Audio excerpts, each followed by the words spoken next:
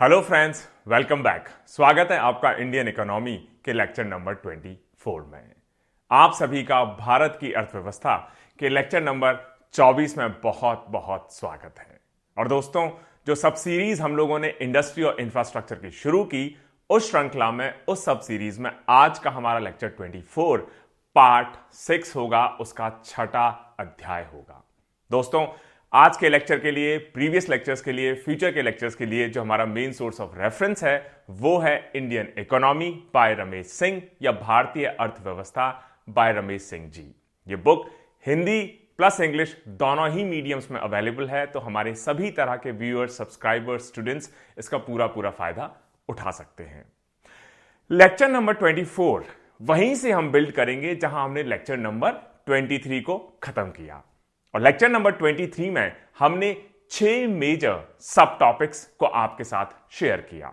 सबसे पहले lecture number 23 में हमने बात की स्टार्टअप इंडिया मिशन के बारे में, फिर इंडस्ट्री 4.0 या फोर्थ इंडस्ट्रियल रेवोल्यूशन उसके बारे में, फिर माइंस एंड मिनरल्स के बारे में, फिर कोविड-19 ने जब हिट किया उस दौरान कौन कौन से इंडस्ट्रियल रिफॉर्म्स हुए अलग अलग डिफरेंट सेक्टर्स में, फिर हमने बात की इंडियन इंफ्रास्ट्रक्चर के बारे में, कितना ज्यादा इन्वेस्टमेंट हमें इंफ्रास्ट्रक्चर क्रिएट करने के लिए चाहिए, प्राइवेट प्लेयर्स, पब्लिक सेक्टर दोनों को एक साथ आना होगा, तभी हम इंडिया में, हमारे देश में वर्ल्ड क्लास इंफ्रास्ट्रक्चर बना पाएंगे। और लास्ट में लेक्चर 23 में हमने बात की पावर सेक्टर की, कि पावर सेक्टर क्यों जरूरी है, क्या उसके डिफरेंट फैक्ट्स हैं, स्टैटिस्टिक्स हैं, और किस तरीके से इसमें डिफरेंट टाइम पे, अलग अलग समय पे अलग अलग इनिशिएटिव्स लाए गए हैं ताकि जो हमारी पावर डिस्ट्रीब्यूशन कंपनीज हैं या ओवरऑल पावर सेक्टर है उसको रिफॉर्म किया जा सके, उसे और बेहतर बनाया जा सके।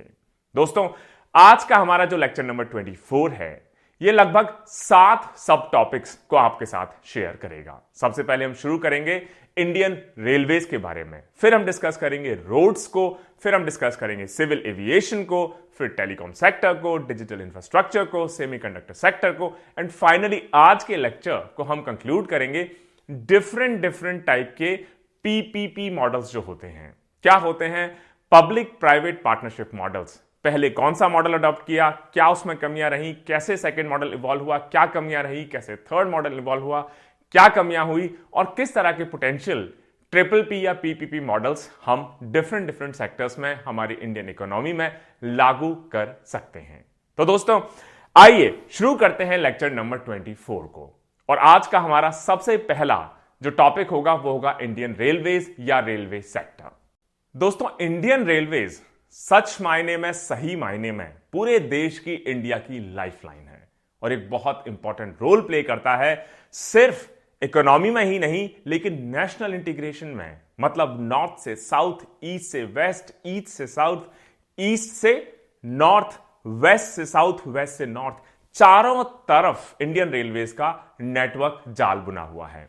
तो नेशनल इंटीग्रेशन में एक जगह से दूसरी जगह लोगों को मूव करने में, एक जगह से दूसरी जगह इंडस्ट्रियल प्रोडक्शन को मूव करने में, रॉ मटेरियल को मूव करने में, डिफेंस इक्विपमेंट को मूव करने में इंडियन रेलवेज हमेशा से एक बहुत मेजर रोल प्ले करता रहा है। साथ ही साथ नेशनल इंटीग्रेशन हो चाहे इकोनॉमी की बात हो, एक major role Indian role play करता है रीजनल डेवलपमेंट में भी। मतलब ऐसे एरियाज में भी इंडियन रेलवेज पहुंचती है जहां पर शायद उस लेवल का डेवलपमेंट अभी नहीं हुआ हो। नॉर्थ ईस्ट एरियाज में भी अब इंडियन रेलवेज पहुंच चुकी है। साथ ही साथ चाहे हमारा जम्मू एंड कश्मीर का एरिया हो, चाहे हमारा वेस्टर्न इंडिया हो, सेंट्रल इंडिया हो, साउथ इंडिया हो, हर कोने में इंडियन रेलवे पहुंच चुकी है। ऐसे एरियाज में जहां पे इंडस्ट्रीज लगी हैं और कोई इंफ्रास्ट्रक्चर का मीडियम अवेलेबल नहीं है रॉ मटेरियल्स के लिए और फिनिश प्रोडक्ट्स के लिए, वहां भी इंडियन रेलवेज पहुंच ही जाती है। और आज की तारीख में इंडियन रेलवेज का रफली 68,000 किलोमीटर्स का टोटल रूट है और दुनिया का सबसे बड़ा चौथा लार्जेस्ट नेटवर्क है जो कि एक सिंगल मैनेजमेंट के अंडर आता है। अगर हम पैसेंजर ट्रैफिक की बात करें तो ये 19-20 में, मतलब कोविड से जस्ट पहले, रफली 809 करोड़ के आसपास हुआ करता था। लेकिन जब कोविड ने हिट किया, ट्रेन्स बंद हो गई, लॉकडाउन हो गया, 2020-21 में गिर के ये 125 करोड़ हुआ। लेकिन 2022-23 में फिर से रफली 450 करोड़ के आसपास पहुंच चुका है। और अगर हम रेवेन्यू अर्निंग की बात करें तो इकोनॉमिक सर्वे 2022-23 कहता है कि लॉकडाउन के दौरान भी पैसेंजर ट्रैफिक पे तो नेगेटिव इंपैक्ट हुआ, लेकिन फ्रेट ट्रैफिक पे शायद उतना इंपैक्ट नहीं हो पाया, क्योंकि जब सभी चीजें बंद हो गई, बस बंद हो गई, गाड़ियां बंद हो गई पैंडेमिक कोरोना के दौरान, तब सिर्फ इंडियन रेलवेज एक बहुत रोबस्ट मीडियम के तौर पे एक जगह से दूसरी जगह लोगों को भी और माल को भी पहुंचाने का काम करता ही रहा। अगर हम 2020-21 और 21-22 की बात देखें तो इन दोनों साल के बीच में हमें जो फ्रेट ट्रैफिक है, मतलब माल ढोने की कैपेसिटी है, माल भाड़ा है, उससे रेवेन्यू है, उसमें लगातार बढ़ोतरी हमें दिखाई देती है। इसका मतलब माल या फ्रेट इंडियन रेलवेज तभी ज्यादा ढो पाएगी जब ज्यादा प्रोडक्शन होगा। ज्यादा प्रोडक्शन तभी होगा जब हमारी इंडस्ट्रियल एक्टिविटी बढ़ेगी, और वो तभी होगा जब हमारी इकोनॉमिक एक्टिविटीज एक रैपिड ग्रोथ को अचीव करती हुई दिखाई देती हैं।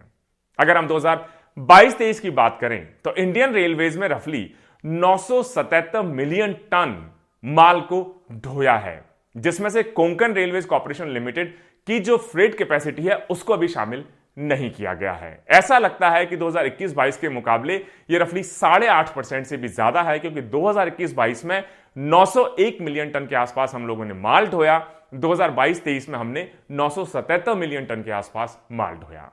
और इंडियन रेलवेज लगातार कोशिश में है कि किस तरीके से एक safe, efficient, competitive means of transport पूरे देश को अवेलेबल करवाएं, किस तरीके से नई टेक्नोलॉजी को अडॉप्ट करें, किस तरीके से इंडिजीनियस सिस्टम, मतलब इंडिया में ही बनने वाले वो सिस्टम हम लागू कर सके इंडियन रेलवेज में, किस तरीके से कोलिजन को या आपस में जो टकराव हो जाता है उसको अवॉइड करने के नए नई टेक्नोलॉजी, नए नए सिस्टम्स को हम real time management of train के लिए लागू कर सकें।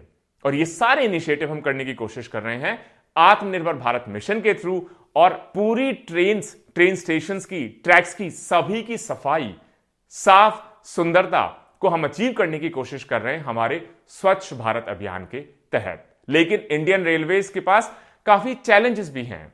एक तो बहुत बड़ा चैलेंज है कि हमें कैपेसिटी को बहुत रैपिडली बढ़ाना होगा, क्योंकि इंडियन इकोनॉमी अब तेजी से बढ़ती चली जा रही है। इंडियन इकोनॉमी बढ़ेगी, प्रोडक्शन बढ़ेगा, रॉ मटेरियल्स की जरूरत पड़ेगी, फिनिश प्रोडक्ट्स को ट्रांसपोर्ट करना होगा।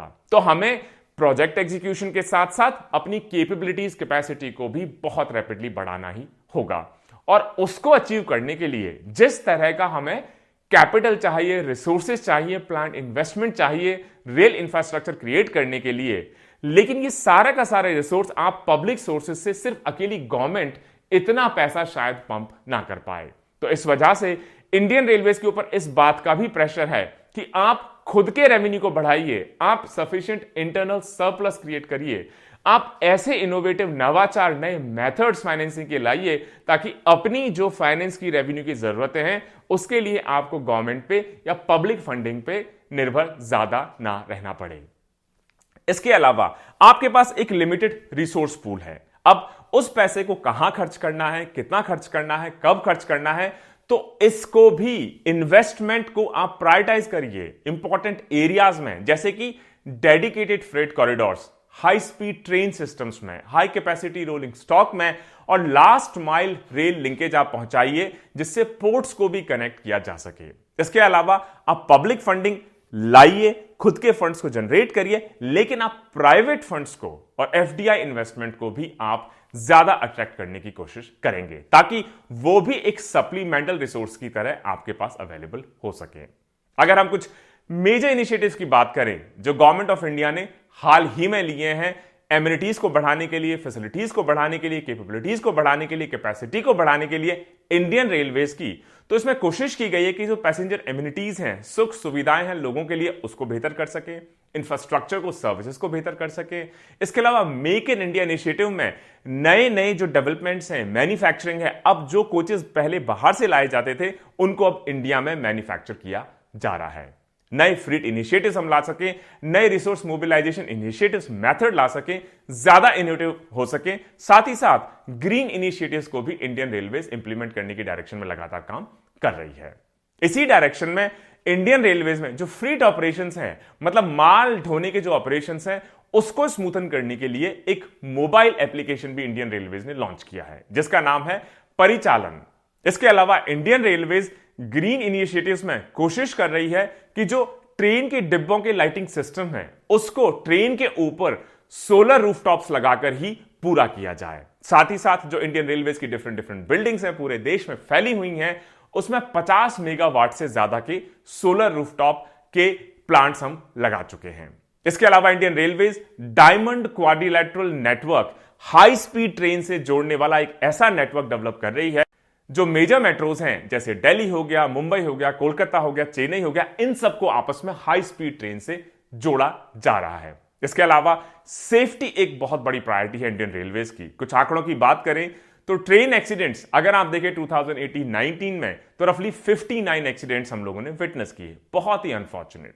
2019-20 में रफली 55, 2020-21 में ये गिर के सिर्फ 22 ही रह गए। एक भी एक्सीडेंट बहुत अनफॉर्चुनेट है, लेकिन लगातार कोशिश कर रहे हैं नई टेक्नोलॉजी से, एंटी कोलिजन डिवाइसेस से, नए रोलिंग स्टॉक से, नए प्रोसीजर से, मेथड से कि कोलिजनों को, एक्सीडेंट्स को इंडियन रेलवेज कम कर सके। इसके अलावा इंडियन रेलवेज की यह भी कोशिश है कि सिर्फ खुद के पैसे से या पब्लिक के पैसे से या गवर्नमेंट के पैसे से तो अपने आप को फंड करें ही करें, लेकिन उसके अलावा प्राइवेट प्लेयर्स को भी हम रेलवे सेक्टर में लेके आए। और ये इंडियन रेलवेज कोशिश कर रही है पीपीपी मॉडल पे, मतलब प्राइवेट पब्लिक पार्टनरशिप या पब्लिक प्राइवेट पार्टनरशिप के थ्रू एक इनिशिएटिव लॉन्च किया गया है, new India new railway initiative, जिसमें 150 से भी ज्यादा ट्रेन सर्विसेज को आइडेंटिफाई कर लिया गया है और 151 से भी ज्यादा मॉडर्न ट्रेन सेट्स या रेक्स को इंट्रोड्यूस किया जा रहा है। और ये सब कौन कर रहा है? इंडियन रेलवेज खुद नहीं, private players actually Indian railways के सिस्टम्स को यूज करते हुए कर रही हैं।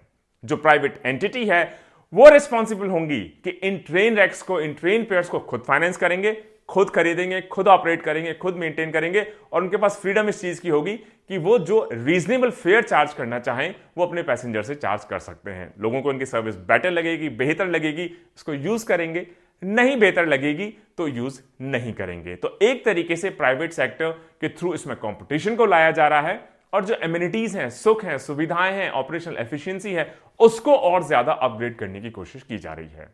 और कौन प्राइवेट ट्रेन्स को चला पाएगा, उसके लिए एक 2 स्टेज की कंपीटिटिव बिडिंग प्रोसेस को लागू किया गया है ताकि ट्रांसपेरेंट तरीके से हम उन प्राइवेट एंटिटीज को चुन सकें, सिलेक्ट कर सकें जो इन प्राइवेट ट्रेन्स को ऑपरेट करेंगी।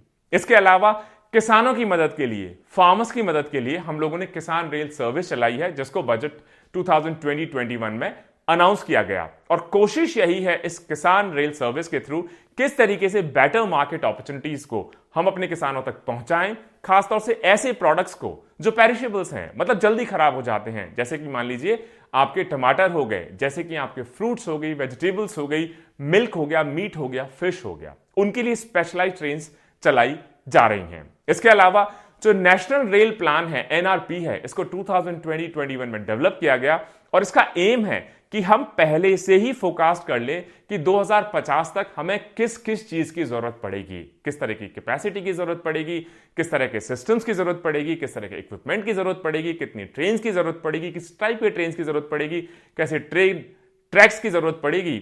और इसको हम 2030 तक ऑलरेडी इंप्लीमेंट कर लें। 2050 तक क्या जरूरत पड़ेगी, इंप्लीमेंट कर लेंगे 2030 तक एडिक्वेट रेल इंफ्रास्ट्रक्चर को क्रिएट करके। और इसका अल्टीमेट टारगेट यह है कि आज की डेट में जो भी इंडिया में ट्रांसपोर्टेशन होता है तो उसमें इंडियन रेलवेज का क्या मार्केट शेयर होगा, सिर्फ 27%।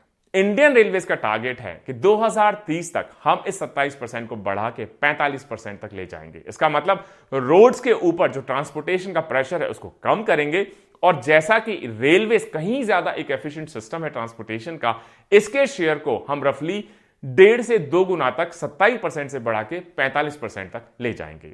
इसके अलावा रेलवेज का एक बहुत इंपॉर्टेंट प्रोजेक्ट जिसको कहा जाता है हाई स्पीड ट्रेन प्रोजेक्ट, और इसको हम लागू कर रहे हैं जापान इंटरनेशनल कॉर्पोरेशन एजेंसी या JICA के कोलैबोरेशन के साथ, जिसको गवर्नमेंट ऑफ इंडिया ने साइन किया दिसंबर 2015 में। एक नया स्पेशल पर्पस व्हीकल बनाया गया है इस पर्पस के लिए, जिसमें 50% जो पार्टिसिपेशन होगा इक्विटी के तौर पे वो हमारी मिनिस्ट्री ऑफ रेलवेज का होगा, और जो 50% बचा हुआ इक्विटी है वो जो ट्रेन निकलेगी, हाई स्पीड ट्रेन जिसको हम बुलेट ट्रेन के नाम से भी जानते हैं, महाराष्ट्र और गुजरात, उनकी स्टेट गवर्नमेंट 50% इसमें फंडिंग करेगी।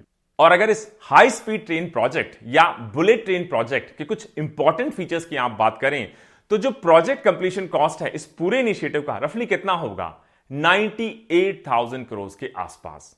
और 1 किलोमीटर हाई स्पीड ट्रेन या बुलेट ट्रेन को बनाने की कॉस्ट होगी रफली 140 करोड़ के आसपास, और इसका ऑब्जेक्टिव है कि इसको रफली 7 साल में कंप्लीट कर लिया जाएगा और 2025-26 से इसको ऑपरेशनल कर लिया जाएगा। अब इस करीब 58,000 करोड़ में से करीब 52,000 करोड़ फंड किया जाएगा जापान के ऑफिशियल डेवलपमेंट असिस्टेंस के थ्रू। मतलब जो 80% प्रोजेक्ट कॉस्ट है यह हमको जापान के ओडीए के थ्रू मिलेगी 50 साल के लोन के तौर पे, जिसपे जो इंटरेस्ट होगा सिर्फ 0.1% के आसपास होगा और 15 साल का उसमें मोरेटोरियम होगा। मतलब जैसे ही रेलवे ऑपरेशनलाइज हो जाएगी उसके 15 साल तक आपको वापस नहीं चुकाना है। 15वें साल के बाद मतलब 16वें साल से यह लोन आपको 0.1% के साथ जापान को वापस चुकाना होगा। मतलब तब तक आप कमर्शियली वायबल हो जाइए, ऑपरेशनलाइज कर लीजिए, अपने सारे ऑपरेशंस को सेटअप कर लीजिए और तब आप इस पैसे को धीरे धीरे वापस चुकाना शुरू करेंगे। ये जो प्रपोज्ड कॉरिडोर है हाई स्पीड ट्रेन नेटवर्क का, या जिसको बुलेट ट्रेन भी कहा जाता है, इसकी लेंथ कितनी है? रफली 508 किलोमीटर। और कहां से कहां के बीच में इसको चलाया जाएगा? बांद्रा कुर्ला जो कॉम्प्लेक्स है मुंबई में, वहां से स्टार्ट होगी और गुजरात अहमदाबाद में जो साबरमती है वहां तक इसको चलाया जाएगा। टोटल 12 स्टेशन को कवर करेगी और इसकी मैक्सिमम स्पीड कितनी होगी? 350 kilometre per hour, 320 kilometre per hour इसकी ऑपरेटिंग स्पीड होगी। इसके अलावा एक इंटरेस्टिंग इनिशिएटिव जो लगातार आजकल न्यूज में बना रहता है, जिसको आप वंदे भारत एक्सप्रेस ट्रेन भी कहते हैं, जिसको इनिशियली शुरुआत में ट्रेन 18 प्रोजेक्ट कहा गया। इसको लॉन्च किया गया फरवरी 2019 में। इसका पर्पस यही रहा कि यह इंडिया की पहली इंजनलेस ट्रेन होगी जो हाई स्पीड नहीं लेकिन सेमी हाई स्पीड ट्रेन होगी, जिसकी स्पीड रफली 160 किलोमीटर पर आवर होगी। शुरू में इसको ट्रेन 18 कहा गया और अब इसका नाम बदल के वंदे भारत एक्सप्रेस इसका नाम रख दिया गया है।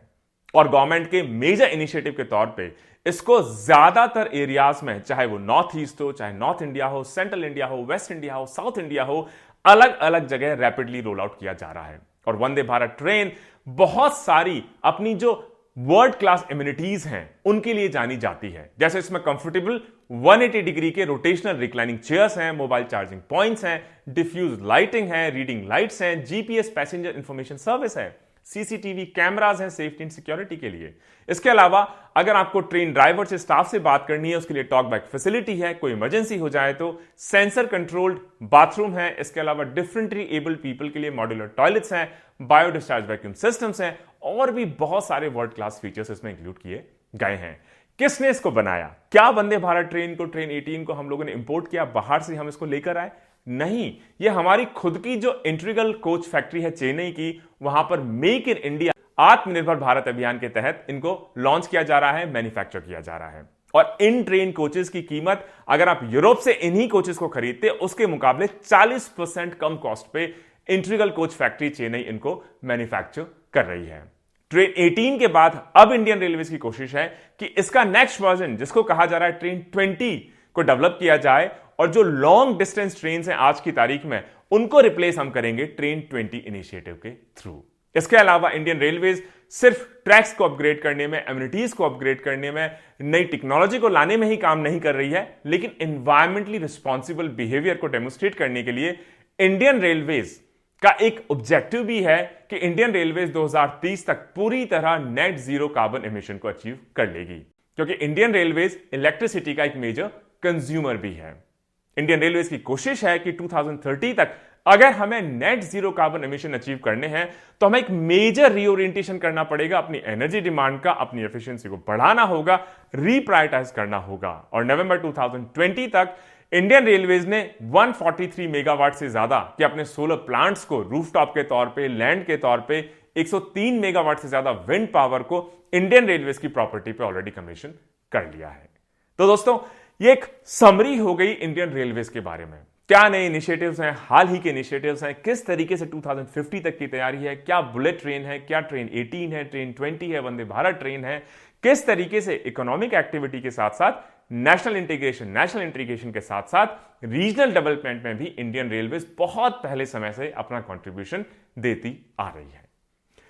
दूसरा सब टॉपिक, जब ट्रेन्स की बात होगी, रेलवेज की बात होगी, तो नेक्स्ट टॉपिक होना चाहिए रोड्स का। India runs on the road, मतलब रोड नेटवर्क इंडिया का वर्ल्ड के सबसे बड़े नेटवर्क्स में से है। और ये चाहे पैसेंजर मूवमेंट हो, चाहे गुड्स मूवमेंट हो, रोड ट्रांसपोर्टेशन हमेशा से ही एक डोमिनेंट मोड ऑफ ट्रांसपोर्टेशन रहा है। जो क्या एक अच्छी चीज है? नहीं, हमेशा वाटरवेज एक डोमिनेंट मोड ऑफ ट्रांसपोर्टेशन होना चाहिए क्योंकि उसकी कॉस्ट सबसे कम है।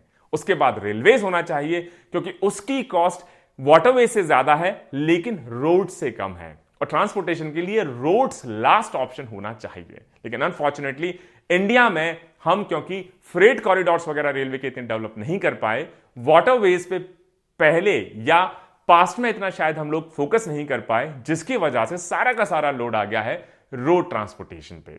और अगर आप ट्रांसपोर्ट सेक्टर की बात करें तो जो हमारे इकोनॉमी की जीवीए है, जीडीपी है, उसमें ट्रांसपोर्टेशन सेक्टर रफली 4.6% के आसपास कंट्रीब्यूट करता है। और इस 4.6% ट्रांसपोर्टेशन सेक्टर के कंट्रीब्यूशन में से जो रोड ट्रांसपोर्टेशन है वो रफली 67% कंट्रीब्यूट करता है। अगर आज की बात आप देखें तो इंडिया के पास दुनिया का दूसरा सबसे बड़ा रोड नेटवर्क है जिसकी लेंथ है रफली 64 लाख किलोमीटर, 64 लाख किलोमीटर। और सबसे बड़ा रोड नेटवर्क कहां होगा? यूनाइटेड स्टेट्स, रफली 66 लाख किलोमीटर। बट मुझे लगता है जिस स्पीड से अब हम रोड कंस्ट्रक्शन को अंजाम दे रहे हैं, अगले कुछ सालों में हम यूनाइटेड स्टेट्स को भी शायद पछाड़ दें। गवर्नमेंट की बहुत सारी प्रोएक्टिव पॉलिसीज हैं, खासतौर से पिछले 9-10 साल में, जिसमें रोड नेटवर्क को, नेशनल हाईवेज को, एक्सप्रेसवेज को, अर्बन रोड्स को तेजी से आगे बढ़ाया जा सके, इस बारे में कई सारे स्टेप्स लिए हैं। जैसे अगर हम नेशनल हाईवेज की बात कर लें 2014 से लेकर 22 के बीच में, तो नेशनल हाईवेज ने हर साल करीब 7.15% सीएजीआर की स्पीड से बढ़त दर्ज की है। रूरल रोड्स ने रफली 6% के आसपास, अर्बन रोड्स ने रफली 4.2% के आसपास। अगर हम इकोनॉमिक सर्वे 2022-23 की बात करें तो जिस स्पीड से हमारे रोड बनते हैं, अगर हम 2014-15 की बात करें तो पर डे हमारी जो स्पीड 2014-15 में हुआ करती थी वो रफली 12 किलोमीटर पर डे के आसपास हुआ करती थी, जो 2020-21 में बढ़ के रफली कितनी हो गई? 37.5 किलोमीटर पर डे। मतलब कहीं ज्यादा फोकस, कहीं ज्यादा फंडिंग, रिसोर्सेज और नई टेक्नोलॉजी की वजह से हम अपनी रोड बनाने की स्पीड को 2014-15 के मुकाबले 2020-21 में 3 गुना से ज्यादा 12 किलोमीटर पर डे से बढ़ाकर रफली 37 किलोमीटर पर डे तक कर चुके हैं। इसके अलावा अब ये क्वेश्चन यह आता है कि अगर इतनी स्पीड से हम रोड बना रहे हैं तो ये पैसा कहां से आता होगा? कौन फंड करता होगा? गवर्नमेंट का एक मेजर इनिशिएटिव है नेशनल हाईवे डेवलपमेंट प्रोग्राम या एनएचडीपी। इसकी फाइनेंसिंग कहां से होती है? जो भी आप डीजल या पेट्रोल या केरोसिन या गैस आप खरीदते हैं उस पर फ्यूल सेस लगता है।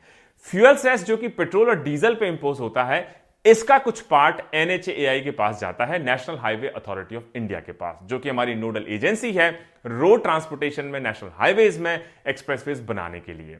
और ये जो पैसा एनएचएआई के पास जाता है फ्यूल सेस के तौर पे, उस पैसे से एनएचएआई की रिस्पॉन्सिबिलिटी है कि नेशनल हाईवे डेवलपमेंट प्रोग्राम के तहत जो रोड्स बनने हैं उनको ये बनाएं, इंप्लीमेंट करें। एनएचएआई इस फ्यूल सेस के पैसे से, इस सेस फ्लो के पैसे से एडिशनल फंड बोरो करता है डेट मार्केट से। और ये जो उधार लेता है एनएचएआई, जो बोरोइंग्स लेता है एनएचएआई, अभी तक लिमिट की हुई है सिर्फ ऐसे इंस्ट्रूमेंट्स में ही जो 54 ईसी में कवर्ड होते हैं, मतलब जिनके ऊपर कैपिटल गेन्स नहीं लगता है। साथ ही साथ शॉर्ट टर्म ओवरड्राफ्ट फैसिलिटी है, वहां से भी एनएचएआई पैसा मार्केट से उठाता है। और गवर्नमेंट की यह भी कोशिश है कि हम फ्यूल सेस के थ्रू तो एनएचएआई को पैसा दे ही दें, ताकि हमारा जो नेशनल हाईवे डेवलपमेंट प्रोग्राम है उसके लिए फंडिंग अवेलेबल हो जाए। लेकिन बहुत सारे प्रोजेक्ट्स के लिए गवर्नमेंट फाइनेंस करवाती है एनएचडीपी को वर्ल्ड बैंक के थ्रू, एशियन डेवलपमेंट बैंक के through, Japan bank of international corporation के थ्रू। वो पैसा भी एनएचएआई के पास जाता है, कुछ ग्रांट्स के तौर पे, मतलब एनएचएआई को वो पैसा वापस नहीं करना, ग्रांट्स का पैसा आपको वापस नहीं करना पड़ता, लेकिन कुछ पार्ट उसमें से लोन के तौर पे दिया जाता है जो आपको वापस करना होगा। सिमिलरली अगर एग्जांपल आप देखें तो सूरत मैनोर एक्सप्रेसवे प्रोजेक्ट के लिए एनएचएआई ने रफली 180 मिलियन का लोन लिया है एशियन डेवलपमेंट बैंक से। और नॉर्थ ईस्ट रीजन्स में रोड डेवलपमेंट के लिए, हाईवे डेवलपमेंट के लिए गवर्नमेंट ने एक स्पेशल प्रोग्राम लॉन्च किया है जिसका नाम है SARDPNE, special accelerated road development programme for north east region. और इसका पर्पस है, एम है, ऑब्जेक्टिव है, टारगेट है कि किस तरीके से नॉर्थ ईस्ट हमारे जो स्टेट्स हैं उनके स्टेट कैपिटल्स को हम जोड़ें, बेटर रोड कनेक्टिविटी उनको दें, डिस्ट्रिक्ट हेडक्वार्टर्स को जोड़ें, रिमोट प्लेसेस को जोड़ें हमारे नॉर्थ ईस्ट रीजन के। इसके अलावा गवर्नमेंट का एक और इनिशिएटिव कि नॉर्थ ईस्ट के अलावा जो हमारे ऐसे एरियाज हैं जो नक्सलिज्म या लेफ्ट विंग एक्सट्रीमिज्म से प्रभावित हैं, उन एरियाज में better roads, better infrastructure, better development कैसे दे पाएं, इसके लिए जो स्टेट्स हैं, आंध्रा के, बिहार के, छत्तीसगढ़ के, झारखंड के, मध्य प्रदेश, महाराष्ट्र, उड़ीसा, उत्तर प्रदेश, इसमें भी development of roads in left wing extremism के तहत नए नए रोड्स को अंजाम दिया जा रहा है। इसके अलावा जम्मू एंड कश्मीर के लिए प्राइम मिनिस्टर्स रिकंस्ट्रक्शन प्लान पीएमआरपी के थ्रू 2014 में जो प्रोग्राम लॉन्च किया गया, उसके थ्रू रोड्स को बनाया जा रहा है। अगर आप रूरल एरियाज की बात करें तो एक बहुत ही लॉडेबल स्कीम जिसको कहा जाता है प्रधानमंत्री ग्राम सड़क योजना, आपने बहुत बार नाम भी सुना होगा। यह गवर्नमेंट ऑफ इंडिया की ऐसी स्कीम है जिसमें कोशिश है कि हर गांव को ऐसे अनकनेक्टेड हैबिटेशन, ऐसे छोटे छोटे गांव हैं, कस्बे हैं जिनके पास कोई रोड नहीं है, अनकनेक्टेड हैं, उनके लिए कम से कम एक single all weather road connectivity दे सकें जो कि हर मौसम में काम आ सके। और ऐसी पॉपुलेशन उनकी होनी चाहिए कि अगर प्लेन एरियाज में है तो वहां की पॉपुलेशन कम से कम 500 लोगों की हो। अगर ये हिली एरियाज हैं, ट्राइबल एरियाज हैं, ट्राइबल एरियाज का मतलब जो शेड्यूल 5 एरियाज हैं हमारे कॉन्स्टिट्यूशन के, डेजर्ट एरियाज हैं जिनको डेजर्ट डेवलपमेंट प्रोग्राम के थ्रू आइडेंटिफाई कर लिया गया है, या left wing extremism affected districts हैं, उनमें अगर 250 लोगों की हैबिटेशन है, उनको भी प्रधानमंत्री ग्राम सड़क योजना के थ्रू कनेक्ट किया जाएगा, जोड़ा जाएगा। इसके अलावा रूरल रोड्स के लिए एक और स्कीम जिसका नाम है भारत निर्माण। भारत निर्माण परियोजना के 6 कंपोनेंट्स में से एक कंपोनेंट रूरल रोड्स को डेवलप करने का भी है। और भारत निर्माण के इस रूरल रोड प्रोग्राम का गोल यह भी है कि हम किस तरीके से एक ऑल वेदर रोड कनेक्टिविटी दे सकें हमारे उन सभी गांवों को जिनकी पॉपुलेशन कम से कम 1000 हो, या hilly areas, tribal areas, desert areas में जिनकी पॉपुलेशन कम से कम 500 हो। इसके अलावा एक बहुत बड़ा इनिशिएटिव 2015-16 में लॉन्च किया गया जिसका नाम है भारतमाला परियोजना। 2015-16 में लॉन्च होने वाली परियोजना एक अंब्रेला प्रोग्राम है हाईवे सेक्टर का, जिसका फोकस है कि किस तरीके से हम पैसेंजर मूवमेंट के साथ साथ फ्रेट मूवमेंट को बहुत ऑप्टिमाइज कर सके, एफिशिएंटली मूव कर सके पूरे कंट्री में। और इस भारतमाला परियोजना को, जिसको 2015-16 में लॉन्च किया गया, इसका एम है कि जो क्रिटिकल इंफ्रास्ट्रक्चर गैप है, जो कमियां हैं हमारे इंफ्रास्ट्रक्चर में, उसको हम पूरा करें इस भारतमाला परियोजना के थ्रू, इफेक्टिव इंटरवेंशंस के थ्रू। जैसे नए इकोनॉमिक कॉरिडोर्स बनाएं, जैसे हम इंटर कॉरिडोर्स बनाएं, फीडर रूट्स बनाएं, national corridor efficiency improvement programme के through border and international connectivity roads हम बनाएं, कोस्टल एरियाज में रोड्स बनाएं, नए पोर्ट कनेक्टिविटी रोड्स बनाएं, ग्रीनफील्ड एक्सप्रेसवेज बनाएं। और इसका जो ऑब्जेक्टिव है प्रोग्राम का, यही है कि हम एक ऑप्टिमल रिसोर्स एलोकेशन अचीव करें और होलिस्टिक तरीके से पूरे कंट्री में भारतमाला परियोजना 2015-16 में जिसको लॉन्च किया गया, अलग अलग फेजेस में इसको इंप्लीमेंट किया जा रहा है, उसके थ्रू पूरे कंट्री में हम एक हाईवेज का नेटवर्क बना दें। सिर्फ हाईवेज ही नहीं, पोर्ट से कनेक्टेड हाईवेज, कॉरिडोर से connected highways, feeder routes, national corridor efficiency improvement programme, economic corridors, border areas में international connectivity roads, coastal areas में पोर्ट कनेक्टिविटी, ग्रीनफील्ड एक्सप्रेसवेज में। तो दोस्तों, यह हमारा दूसरा सब टॉपिक, एक शॉर्ट डिस्कशन ऑन रोड्स। तो हमने बात कर ली रेलवेज की, हमने बात कर ली रोड्स की, अब हम बात करेंगे सिविल एविएशन की।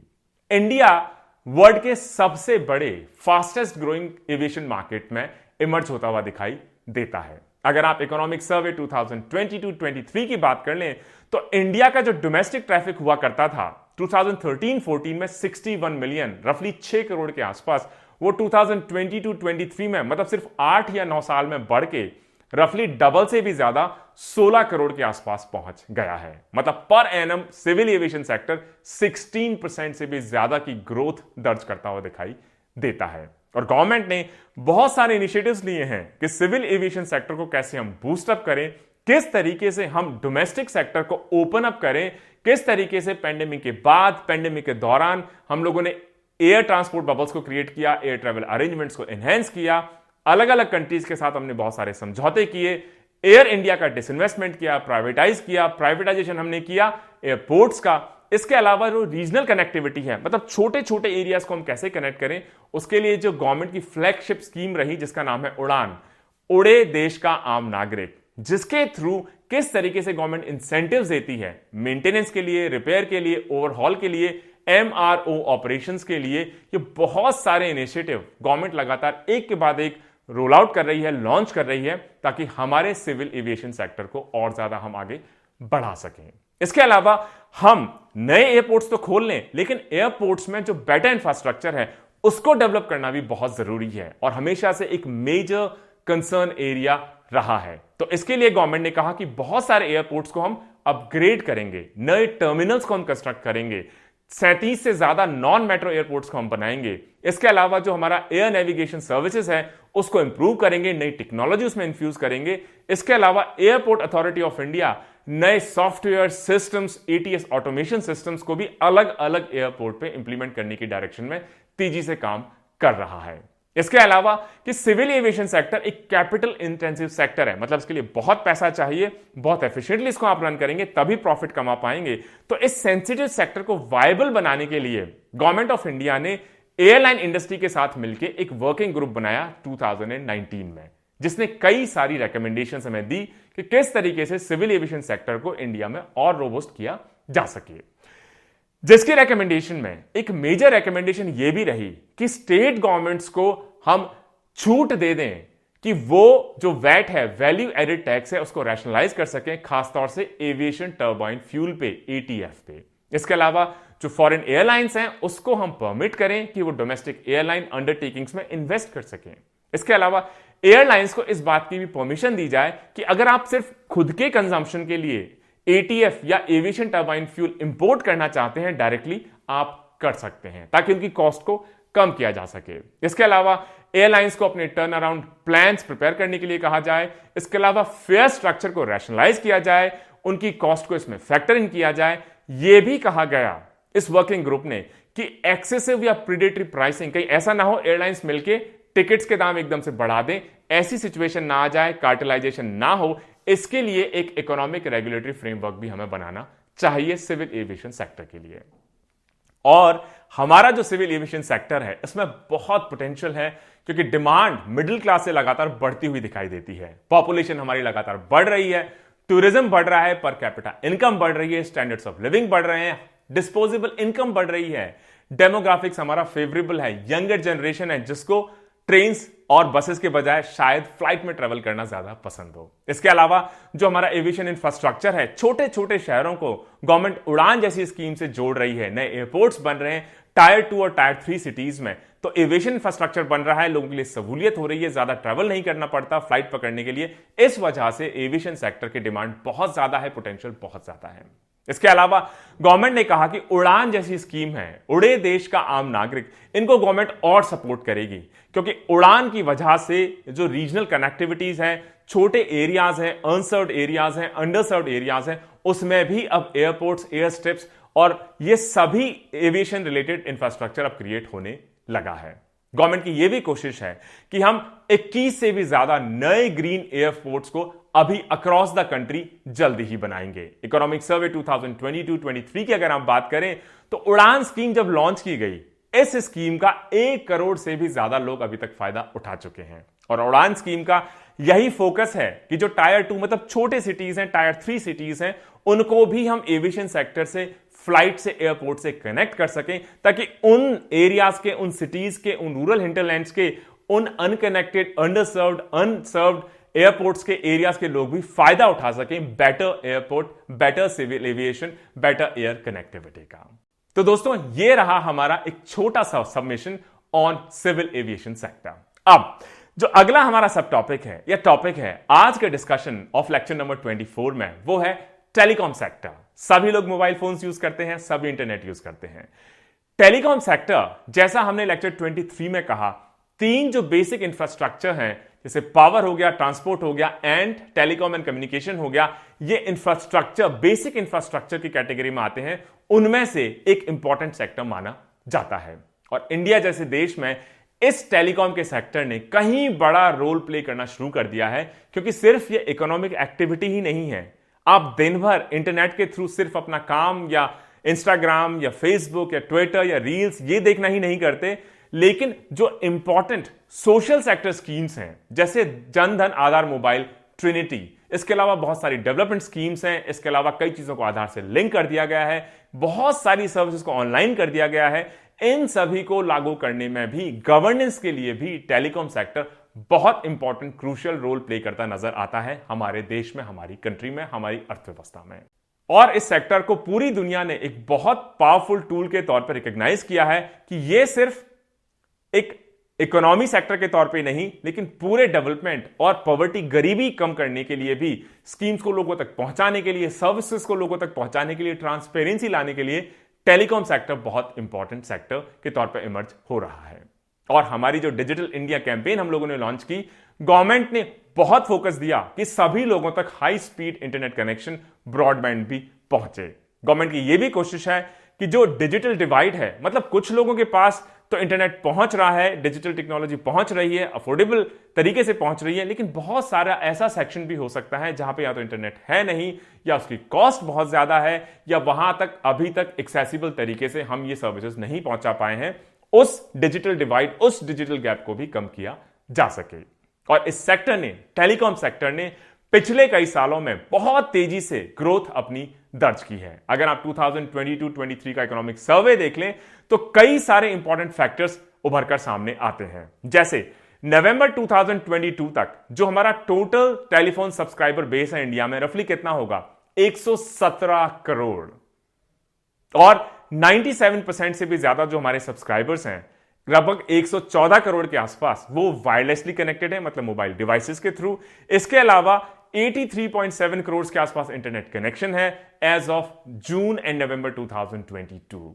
और जो टेली डेंसिटी है, टेली डेंसिटी मतलब 100 लोगों में से कितने लोगों के पास टेलीफोन होगा, वो ओवरऑल है हमारी 84.8% के आसपास। लेकिन बहुत सारे रीजनल वेरिएंसेस इसमें देखने को मिलते हैं। जैसे बिहार में काफी कम है, 55% के आसपास। वहीं दिल्ली में ये 270.6% के आसपास, मतलब एक आदमी के पास ऑन एन एवरेज ऐसा लगता है रफली 3 फोन के आसपास हैं। 8 जो लाइसेंस सर्विस एरियाज हैं, दिल्ली है, बॉम्बे है, कोलकाता है, हिमाचल प्रदेश है, केरला है, पंजाब है, तमिलनाडु है, कर्नाटका है, इसमें हमारी टेली डेंसिटी 100 के ऊपर है। मतलब रफली सभी लोगों के आसपास, सभी लोगों के पास ऑन एन एवरेज एक फोन अवेलेबल है ही है। और अगर आप कुछ रीसेंट पॉलिसी इनिशिएटिव्स ले लें तो कई सारे नए पॉलिसी इनिशिएटिव्स को भी लॉन्च किया है गवर्नमेंट ऑफ इंडिया ने, खासतौर से फरवरी 2023 में, कि इस डिजिटल डिवाइड को हम और भी प्लग कर सकें कुछ मेजर इनिशिएटिव्स लेके। इकोनॉमिक सर्वे 2022-23 की बात करें तो उसमें स्पष्ट तौर पे कहा गया है कि ऐसे हमारे गांव जिनको अभी किसी तरह की कवरेज नहीं है टेलीकॉम सर्विसेज की, जो रफली 24,680 हैं, उनको हम 4G कनेक्टिविटी से जोड़ेंगे। इसके अलावा ऐसे हमारे गांव जो रफली 6300 के आसपास हैं, 6300 के आसपास हैं, जहां सिर्फ 2G और 3G कनेक्टिविटी है, इनको भी अब हम 4G कनेक्टिविटी में अपग्रेड करेंगे। इसके अलावा नॉर्थ ईस्ट रीजन के लिए स्पेशल फोकस प्रोग्राम, जिसका नाम है comprehensive telecom development programme, CTDP। इसका एम है कि हमारे रफली 2004 टावर लगाए जाएंगे नॉर्थ ईस्ट एरिया में। वहां पर हम इंश्योर करेंगे कि ऐसे गांव जहां पर अभी तक 2G, 3G, 4G कनेक्टिविटी भी नहीं पहुंची है, वहां तक इन सर्विसेज को पहुंचाया जाए। इसके अलावा जो हमारे आइलैंड्स हैं, जैसे कि अंडमान एंड निकोबार, लक्षद्वीप, वहां पे इंटरनेट कनेक्टिविटी को लॉन्च करने के लिए, रोबस्ट करने के लिए, ऑगमेंट करने के लिए, स्ट्रेंथन करने के लिए भी स्पेशल टाइप के कॉम्प्रिहेंसिव टेलीकॉम डेवलपमेंट प्रोग्राम्स को इंप्लीमेंट किया जा रहा है। इसके अलावा किस तरीके से हम फास्टर, इजियर डिप्लॉयमेंट कर सकें टेलीग्राफ इंफ्रास्ट्रक्चर का, ताकि 5G रोल आउट हमारा वर्ल्ड में सबसे फास्टेस्ट, बेस्ट हो सके। उसके लिए भी जो हमारा Indian telegraph right of way amendment rules 2022 है, उनको अमेंड किया गया है। और पिछले हफ्ते ही गवर्नमेंट ऑफ इंडिया ने जो नया हमारा टेलीकम्युनिकेशन बिल है उसको इंट्रोड्यूस किया है, जिसमें बहुत से वर्ल्ड क्लास उसमें प्रोविजंस को लाया गया है। इसके अलावा जो स्पेक्ट्रम है या फ्रीक्वेंसी है, इसको एलोकेट किया जाता है मोबाइल सर्विस ऑपरेटर्स को या सर्विस प्रोवाइडर्स को। किस तरीके से फ्रीक्वेंसी एलोकेशन हो, ट्रांसपेरेंट तरीके से किया जा सके, उसके लिए भी गवर्नमेंट ने 2022 में NFAP, national frequency allocation plan को लॉन्च किया है, जिसके थ्रू एक ब्रॉड रेगुलेटरी फ्रेमवर्क इंप्लीमेंट किया जा रहा है कि जो हमारे फ्रीक्वेंसी बैंड्स हैं उनको कैसे एलोकेट किया जाएगा सेलुलर मोबाइल सर्विसेज के लिए, वाईफाई के लिए, sound and television service broadcasting के लिए, रेडियो नेविगेशन के लिए, एयरक्राफ्ट्स के लिए, शिप्स के लिए और बाकी वायरलेस कम्युनिकेशन सर्विसेज के लिए। और इसको अलाइन किया जाएगा कि जो स्पेक्ट्रम की यूजेज है, डिमांड है, इमर्जिंग टेक्नोलॉजीज हैं, किस तरीके से इन सब चीजों को ध्यान में रखते हुए एक बहुत एफिशिएंट तरीके से हम इस फ्रीक्वेंसी को, स्पेक्ट्रम को एलोकेट कर सके। अलग अलग सर्विस प्रोवाइडर्स को और अलग अलग डिफरेंट सर्विसेज के लिए। और दोस्तों, टेलीकॉम सेक्टर से ही जुड़ा हुआ, मिलता जुलता, उसी पे बिल्ड करता हुआ हमारा अगला टॉपिक। अब हम बात करेंगे डिजिटल इंफ्रास्ट्रक्चर की, कि दोस्तों जो ट्रेडिशनल इंफ्रास्ट्रक्चर है, जैसे पावर हो गया, रोड्स हो गया, ट्रांसपोर्टेशन हो गया, इन सब का क्या रोल है हमारे सोशो इकोनॉमिक डेवलपमेंट में, इसको हर कोई अप्रिशिएट करता ही करता। लेकिन पिछले कुछ सालों में डिजिटल इंफ्रास्ट्रक्चर का बढ़ता हुआ रोल, उसकी इंक्रीज इंपॉर्टेंस जो गवर्नेंस के तौर पे या सोशो इकोनॉमिक डेवलपमेंट में देखी जा रही है, इसकी वजह से डिजिटल इंफ्रास्ट्रक्चर को और ज्यादा रोबस्ट करना अब हर गवर्नमेंट का एक प्रायोरिटी एरिया बन ही गया है। और कोविड-19 के दौरान जब रिस्ट्रिक्शंस लगाए गए फिजिकल इंटरेक्शंस पे, कॉन्टैक्ट्स पे, मूवमेंट्स में, तो उस वक्त लोग ऑल्टरनेटिव्स ढूंढने लगे कि अगर आप घर से बाहर नहीं निकल सकते, लॉकडाउन लग गया है, तो पढ़ाई कैसे करेंगे, सामान कैसे ऑर्डर करेंगे, एक दूसरे से बात कैसे करेंगे, एंटरटेनमेंट आप कैसे इंश्योर करेंगे, न्यूज आप तक कैसे पहुंचेगी। और ये सभी चीजें लोगों तक इंडिया में तभी पहुंच पाई क्योंकि हमारा जो डिजिटल इंफ्रास्ट्रक्चर था तब तक काफी रोबस्ट स्टेटस में पहुंच चुका था। अब ऐसी सर्विस डिलीवरीज ऐसे रिमोट एरियाज में पहुंच चुकी हैं डिजिटल इंफ्रास्ट्रक्चर की वजह से, जिसको पहले शायद हम इमेजिन भी नहीं कर सकते थे।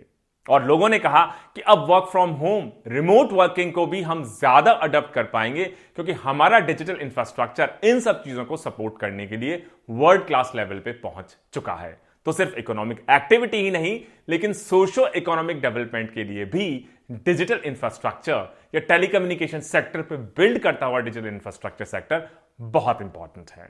और हमारे जो अभी चल रहे digital India programme of government of India की बात करें तो वो रिकॉग्नाइज करते हैं कि अगर हमें इंडिया को एक डिजिटली एम्पावर्ड सोसाइटी और नॉलेज इकोनॉमी में कन्वर्ट करना है, ट्रांसफॉर्म करना है, तो हमें डिजिटल इंफ्रास्ट्रक्चर और हर सिटीजन तक कोर यूटिलिटी के तौर पे हम कम्युनिकेशन को, टेलीकम्युनिकेशन को, डिजिटल इंफ्रास्ट्रक्चर को सर्विसेज तक पहुंचा पाएं, ये बेहद ही जरूरी है। अगर आप इकोनॉमिक सर्वे ऑफ 2022-23 की बात करें तो इसमें कई फोकस एरियाज को खासतौर से डिजिटल इंडिया प्रोग्राम के तहत आइडेंटिफाई किया गया है। जैसे हाई स्पीड इंटरनेट को एक कोर यूटिलिटी की तरह, मतलब एक बेसिक सर्विस है जो हर सिटीजन तक पहुंचनी ही चाहिए, सिर्फ शहरों में ही नहीं, गांव में भी, हर ग्राम पंचायत में, हर घर तक। जैसे बिजली आप पहुंचा रहे हैं, पानी आप पहुंचा रहे हैं, हाई स्पीड इंटरनेट कनेक्टिविटी भी आप पहुंचाइए ताकि हर कोई अपने ट्रू पोटेंशियल को रियलाइज कर सके। इसके अलावा डिलीवरी ऑफ सर्विसेज के लिए भी सभी सिटीजन्स को, इकोनॉमी को, इंडस्ट्री को हाई स्पीड इंटरनेट की बेहद जरूरत है ही। इसके अलावा एक यूनिक डिजिटल आइडेंटिटी दी जाए। इसके अलावा सिटीजन्स के पार्टिसिपेशन को हमारे डिजिटल और फाइनेंशियल स्पेस में और ज्यादा हम बढ़ा सकें, उस डायरेक्शन में भी काम करने की हमें जरूरत है। इसके अलावा हम लोगों ने प्राइवेट स्पेस, पब्लिक क्लाउड, इन सभी को लॉन्च किया। एक डिजी लॉकर भी लॉन्च किया जिसमें आप डिजिटली स्टोर कर सकते हैं अपने डॉक्यूमेंट्स को, सर्टिफिकेट्स को, पब्लिक एजेंसीज के साथ आप उनको शेयर कर सकते हैं, दूसरी जगह आप शेयर कर सकते हैं, ताकि आपको सारे डॉक्यूमेंट्स फिजिकली सबमिट करने की जरूरत नहीं है, कैरी करने की जरूरत नहीं है। एक सेफ और सिक्योर साइबर स्पेस क्रिएट करने की तरफ भी हम लगातार वर्क कर रहे हैं। इंडिया की जो डिजिटल जर्नी है, सही मायने में आधार के साथ जो शुरू हुई कि हम आधार को यूज करेंगे, ऑथेंटिकेट करवाएंगे, तभी आप बहुत सारी गवर्नमेंट से रिलेटेड सर्विसेज को ले पाएंगे। वो जो डिस्कशन, वो जो जर्नी, वो जो हमारी यात्रा शुरू हुई, अब यूपीआई, यूनिफाइड पेमेंट इंटरफेस, मतलब जिसके थ्रू आप पेटीएम से ट्रांसफर कर सकते हैं, आप फोन पे से ट्रांसफर कर सकते हैं, आप भीम से ट्रांसफर कर सकते हैं, ऑनलाइन ट्रांसफर कर सकते हैं। डिजिटल पेमेंट इंफ्रास्ट्रक्चर की वजह से पूरी दुनिया हमारे डिजिटल इंफ्रास्ट्रक्चर को अब रिकॉग्नाइज करने लगी है। गवर्नमेंट ने कई तरह के इनिशिएटिव्स के थ्रू जो हमारा डिजिटल पब्लिक इंफ्रास्ट्रक्चर है उसको लॉन्च किया, रोबस्ट किया और ज्यादा बढ़ाया। जैसे कि उमंग, जैसे कि कोरोना के दौरान कोविन प्लेटफॉर्म, जैसे ई रूपी, जैसे ट्रेड्स मतलब ट्रेड रिसीवेबल्स डिस्काउंटिंग सिस्टम, जैसे अकाउंट एग्रीगेटर्स, जैसे कि हाल ही में launch open network for digital commerce मतलब ओएनडीसी, जो कि अमेजन, फ्लिपकार्ट इनको टक्कर देगा। जैसे कि भाषिनी, जिसमें आप कन्वर्ट कर सकते हैं आर्टिफिशियल इंटेलिजेंस एआई के through, artificial intelligence based language translation tool है, वेब 3.0 बेस्ड ओसीईएन है, open credit enablement network etcetera. Government ने बहुत सारे यूनिक इनिशिएटिव्स को सक्सेसफुली लॉन्च किया है इंडिया की जो डिजिटल स्टोरी है उसको बोल्स्टर करने के लिए, और सिर्फ डोमेस्टिकली नहीं लेकिन इंटरनेशनली भी अपने डिजिटल इंफ्रास्ट्रक्चर का लोहा मनवाने के लिए। लेकिन ये जो जर्नी है अभी भी चल रही है। बहुत सारा अनटैप्ड पोटेंशियल इंडिया के डिजिटल पब्लिक इंफ्रास्ट्रक्चर स्पेस में अभी भी है, जिसको भी हमें एक्सप्लॉइट करना होगा, कैपिटलाइज करना होगा। कई तरह की नई टेक्नोलॉजीज इमर्ज हो रही हैं, जिसकी वजह से अब हमें नई रेगुलेशंस को भी लाना होगा। टेक्नोलॉजी आएगा, इनोवेशन आएगा, तो वो कंस्ट्रक्टिव भी हो सकती है, डिस्ट्रक्टिव भी हो सकती है। किस तरीके से इसको यूज किया जाता है, इस पे वो डिपेंड करता है। इस वजह से जैसे artificial intelligence, machine learning, automation, इन सबको हमें प्रॉपर्ली रेगुलेट करने के डायरेक्शन में भी वर्क करना शुरू करना ही होगा। इसके अलावा गवर्नमेंट लगातार कमिटेड है कि जो ये लगातार डेवलपमेंट्स हैं डिजिटल लैंडस्केप में, इसके साथ हम हमेशा से अपने आप को पेस को कीप अप कर पाएं। किस तरीके से एक वाइब्रेंट रेगुलेटरी फ्रेमवर्क हम स्टैब्लिश करें ताकि हम कंस्ट्रक्टिवली डिजिटल फैसिलिटीज को, टेक्नोलॉजी को, डिजिटल इंफ्रास्ट्रक्चर को अपने सोशो इकोनॉमिक या पॉलिटिकल या डेवलपमेंटल या गवर्नेंस इनिशिएटिव्स के लिए यूज कर पाए।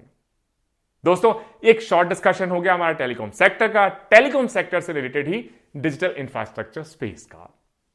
अब हमारा जो अगला टॉपिक होगा वो थोड़ा सा इस कॉन्वर्सेशन को आगे बढ़ाएगा। अब हम बात करेंगे एक मेजर टेक्नोलॉजी सेक्टर, एक मेजर इमर्जिंग इंडस्ट्रियल सेक्टर, जिसका नाम है semiconductor sector, semiconductor manufacturing sector. कोविड-19 से पहले सभी को पता था कि जो ग्लोबल सप्लाई चेन है, खासतौर से emerging technology such as chips, semiconductor chips, इसमें कई सारी कमियां हैं। लेकिन जब कोविड-19 ने हिट किया, लॉकडाउन लगने लगे, उसके बाद ग्लोबल ऑटोमोटिव इंडस्ट्री को चिप्स की बहुत कमी पड़ती हुई दिखाई दी। ज्यादातर जो चिप्स मैन्युफैक्चरिंग हुआ करती थी, सेमीकंडक्टर चिप्स मैन्युफैक्चरिंग हुआ करती थी, वो चाइना में कॉन्सेंट्रेटेड थी। और जब वहां पे बॉटलनेक्स आना शुरू हुए, सप्लाई कंस्ट्रेंट्स आना शुरू हुए, तो जब ये सप्लाई को हम नहीं पहुंचा पाए मैन्युफैक्चरर्स तक, इंडस्ट्री तक, इकोनॉमीज तक, लोगों को समझ में आने लगा कि सिर्फ एक कंट्री के ऊपर इतना डिपेंडेंट होना अपनी पूरी सप्लाई के लिए ये बिल्कुल भी ठीक नहीं है। तो कोविड-19 के बाद सभी को यह बात समझ में आने लगी कि अब हमें अपनी सेमीकंडक्टर चिप्स की सप्लाई को डाइवर्सिफाई करना होगा, दूसरे कंट्रीज से भी हमें सोर्स करना होगा। इसमें एक मेजर इनिशिएटिव लिया यूएसए ने या अमेरिका ने 2022 में, जिसमें यूएसए ने कहा कि हम 10% से भी कम चिप्स को अपने यहां पर मैन्युफैक्चर करते हैं और ज्यादातर हम डिपेंड होते हैं ईस्ट एशिया से इन चिप्स को इंपोर्ट करने के लिए। अब हम कोशिश करेंगे कि सेमीकंडक्टर चिप्स की मैन्युफैक्चरिंग यूएस में ही की जाए। उसके लिए अगले 10 साल के लिए हम रफली $280 बिलियन का एक फंड सपोर्ट देंगे और इसमें जो 71% जो फंड है उसको यूज किया जाएगा रिसर्च एंड डेवलपमेंट के लिए। यूएस में ही रिसर्च एंड डेवलपमेंट हो सेमीकंडक्टर चिप्स के लिए, यहीं पे उनको मैन्युफैक्चर किया जाए। और इंडिया ने भी कहा कि आत्मनिर्भरता, सेल्फ रिलायंस अचीव करने के लिए सेमीकंडक्टर चिप्स मैन्युफैक्चरिंग में, ग्लोबल वैल्यू चेन में अपने आप को स्टैब्लिश करने के लिए बहुत सारे पॉलिसी इनिशिएटिव्स हम भी लेंगे। किस तरीके से जो हमारी सेमीकंडक्टर मैन्युफैक्चरिंग इकोसिस्टम है उसको डेवलप करने के लिए इन्वेस्टमेंट्स को, पब्लिक इन्वेस्टमेंट के साथ प्राइवेट इन्वेस्टमेंट को भी ला सकें, उसके लिए भी गवर्नमेंट ने कई सारे इनिशिएटिव्स को लॉन्च करना शुरू कर दिया है, जिसके बहुत सारे पॉजिटिव परिणाम अब हमें ऑलरेडी देखने को मिल रहे हैं। जैसे गवर्नमेंट ने एक बड़ा ही कॉम्प्रिहेंसिव प्रोग्राम लॉन्च किया जिसका नाम रहा programme for development of semiconductors and display manufacturing ecosystem. इसको लॉन्च किया गया सितंबर 2022 में। इसका आउटले रहा रफली 6,000 करोड़ या रफली $10 बिलियन। और इस प्रोग्राम के तहत गवर्नमेंट ने कहा कि जो भी कैपिटल एक्सपेंडिचर होगा अगले 6 साल में जिन फर्म्स का, उसका जो 50% है गवर्नमेंट इस 6,000 करोड़ के कॉर्पस से उनको फंड करेगी। और इसका एक कंपोनेंट डीएलआई स्कीम भी रहा। पीएलआई आपने सुना होगा, यह है DLI, design linked incentive scheme. इसका मतलब इंडिया में जो डिजाइन करेगा सेमीकंडक्टर चिप्स को या डिस्प्ले मैन्युफैक्चरिंग सिस्टम्स को, उनको हम नर्चर करेंगे, उनको हम फैसिलिटेट करेंगे। डोमेस्टिक कंपनीज को या इंटरनेशनल कंपनीज इंडिया में आके करती हैं, डिजाइन करती हैं, मैन्युफैक्चर करती हैं, उनके लिए उनकी इंटेलेक्चुअल प्रॉपर्टी रिलेटेड जितनी भी दिक्कतें हैं, फंडिंग है, उसको हम सपोर्ट करेंगे इस DLI scheme of programme for development of semiconductors and display manufacturing ecosystem के तहत। अगर आप इकोनॉमिक सर्वे 2022-23 की बात करें तो उसका कहना है कि इंडिया में 20% से भी ज्यादा जो पूरी दुनिया के सेमीकंडक्टर डिजाइन इंजीनियर्स हैं रहते हैं। लेकिन अगर इंटेलेक्चुअल प्रॉपर्टी, R&D या पेटेंट्स की बात करें तो हमारा शेयर बहुत छोटा सा है। मतलब स्मार्ट लोग हमारे पास हैं लेकिन उसको हम प्रॉपर्ली यूटिलाइज नहीं कर पा रहे हैं, एडिक्वेट अपॉर्चुनिटीज क्रिएट नहीं कर पा रहे हैं। इसके लिए गवर्नमेंट ने आईटी हार्डवेयर में एक पीएलआई स्कीम भी लॉन्च की जिसका नाम है scheme for promotion of manufacturing of electronic components and semiconductors या स्पेक्स।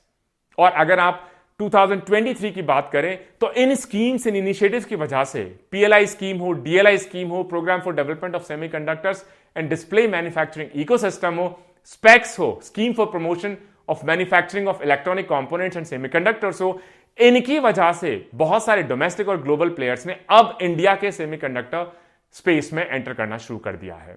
और ऐसा लगता है कि इंडिया का, भारत का पहला जो चिप मेकिंग प्लांट है वो कर्नाटका में स्टैब्लिश किया जा रहा है रफली 23,000 करोड़ के इन्वेस्टमेंट से। और इसको कर रहे हैं Israel based international semiconductor consortium है, जिसके साथ एमओयू हमारा साइन हो चुका है। इसके अलावा जो हमारे डोमेस्टिक प्लेयर्स हैं, वेदांता है, टाटा है, उन्होंने भी अपने सिमिलर प्लान्स की तरफ इंडिकेशन किया है। इसके अलावा फॉक्सकॉन, जो सबसे ज्यादा एप्पल के प्रोडक्ट्स को बनाते हैं, उन्होंने भी इंडिया में मल्टी बिलियन डॉलर के इन्वेस्टमेंट्स को अंजाम देना शुरू कर दिया है। तो दोस्तों, सेमीकंडक्टर मैन्युफैक्चरिंग एक नया स्पेस है इंडियन इकोनॉमी के लिए, जिसमें ग्लोबली जब सबको समझ में आने लगा कि चाइना पे ओवर डिपेंडेंस सही नहीं है, इंडिया को समझ में आने लगा कि ये एक बहुत बड़ी अपॉर्चुनिटी है। बहुत सारी स्कीम हमने लॉन्च की, पीएलआई स्कीम, डीएलआई स्कीम, अलग अलग फंड्स बनाए, कैसे उनको लैंड इजीली अवेलेबल करवाएं, कैसे उनको इंसेंटिव्स दें, कैसे उनके लिए परमिट रेजिम को हम कम करें, कैसे उनका हैंड होल्ड करें, फैसिलिटेट करवाएं, और इसके पॉजिटिव इंपैक्ट अब हमें इंडियन इकोनॉमी के लिए देखने को मिल रहे हैं। आज का हमारा जो लास्ट टॉपिक होगा वो होगा पीपीपी मॉडल्स, अलग अलग तरह के पब्लिक प्राइवेट पार्टनरशिप मॉडल्स। समय समय के साथ किस तरीके से इंडिया ने अपने जो फंडिंग के चैलेंजेस रहे कि इंफ्रास्ट्रक्चर हमें डेवलप करना है, उसके लिए पैसा बहुत चाहिए, गवर्नमेंट के पास उतना पैसा अवेलेबल नहीं है, तो हमें प्राइवेट सेक्टर से पैसा उठाना होगा, प्राइवेट सेक्टर को हमें लाना होगा। उसके लिए कुछ ऐसे इंसेंटिव्स, ऐसे मॉडल्स डेवलप करने होंगे जिसमें पब्लिक फंडिंग हो, मतलब गवर्नमेंट अपना पैसा लगाए, लेकिन प्राइवेट प्लेयर्स भी आए।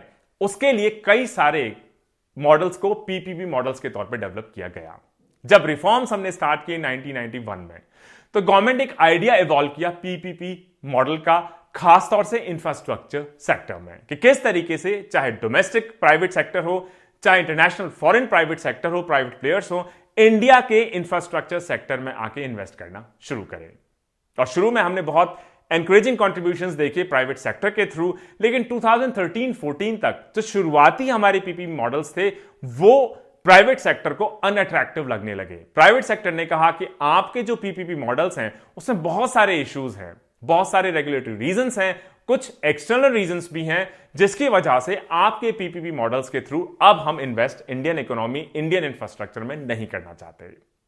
कई सारे इकोनॉमिक सर्वेज आए, केलकर कमिटी कॉन्स्टिट्यूट की गई कि ये जो अलग अलग तरह की खामियां हैं हमारे एग्जिस्टिंग जो पीपीपी मॉडल्स हैं, इनको कैसे दूर किया जाए, कैसे जो हमारा ट्रांसपोर्ट सेक्टर है, रोड प्रोजेक्ट्स हैं, रेलवेज हैं, हाईवेज हैं, इंफ्रास्ट्रक्चर क्रिएशन हमें इंडिया में करना है, उसके लिए फिर से प्राइवेट सेक्टर को लाया जाए, कैसे एक बेटर पीपी मॉडल डेवलप किया जाए।